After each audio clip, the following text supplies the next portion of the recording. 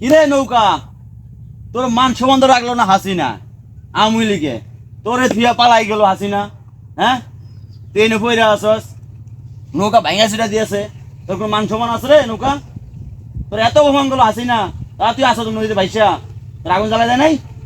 ছি তোর স্টক করা দরকার মরা দরকার।